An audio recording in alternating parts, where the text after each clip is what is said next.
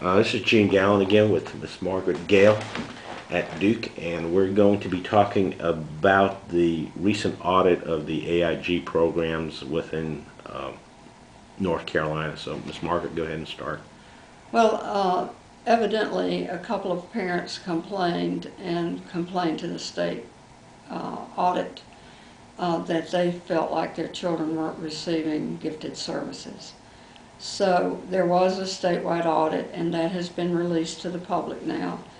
And the State Board of Education in North Carolina is trying to respond to that. So they've appointed a committee to look at recommendations to make the Gifted Children's Program better serve the needs of children in all the districts.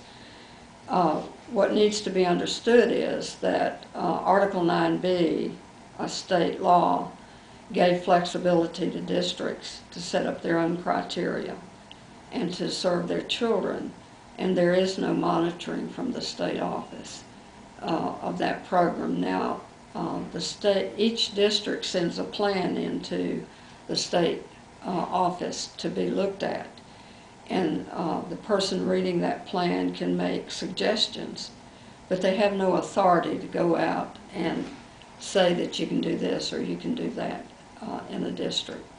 So in that regard, it's not being monitored in terms of whether the way they are spending their money is really meeting the needs of gifted children in that district. Let me just interrupt for a second. When you say a district can send in their plan, as a district, I can pretty much put anything into the plan, and if I meet my objectives or do not meet my objectives, the state's not going to monitor it, or there's no way that the state's going to know that I've accomplished what I've said I'm going to accomplish. That's right. It's not built into the law for the state to do that at this time, and the state board now is looking into what the state's role should be and whether they need to change the law or beef up the guidelines. So there will be some new understandings about this, I think, as they go forth to make recommendations. So districts will probably or may probably be allowed to still write their own plans. However, they'll need to set objectives, and the state will require them to provide reports back saying that, yes, we've met our objectives and here's the information. Well, the big issue is whether the funds that are being allocated for gifted programs are actually going to meet gifted needs, or if they're being used for something else. So I think what the state board is looking at, based on my understanding of listening to their committee meeting, is that they've asked the state consultant to bring back recommendations from a committee that they can discuss and make plans around. So part of what will be looked at is whether there will be a monitoring system put in place and how that will look. But right now, as long as there's gifted services being met in each district, it's pretty much left up to the districts to carry out what they say they're doing in their plan and to spend those monies on that. But they don't have evidence that that's being done across the board, so that's what the issue is. I want to remind everybody that Miss Margaret Gayle is Executive Director of the American Association for Gifted Children at Duke University, and you're going to be on that committee that's going to be examining the issues. Is that correct, or on one of the committees? There is a committee that will be meeting, made up of university personnel, the state, some people from the state office, State Department of Public Instruction, and other organizations that reflect gifted advocacy in the state of North Carolina.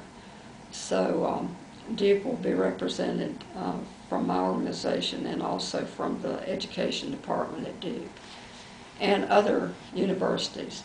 So this is a group of stakeholders in North Carolina that will be working with the state consultant for gifted children to come up with some recommendations that will be made to the State Board of Education about how to deal with the questions that were raised in the audit report.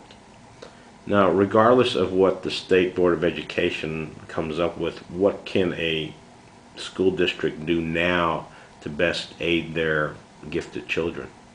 Well, I think they ought to look at the plan they have and see if they're implementing it correctly. and if they're spending the monies as they say they're going to do, and to at least get that straightened out in their own districts.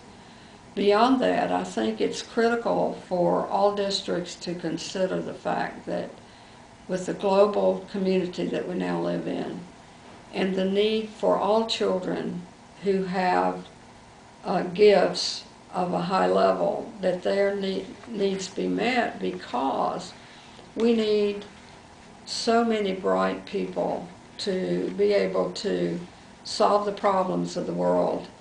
And one thing we do know is that that's not limited to a small number of children anymore.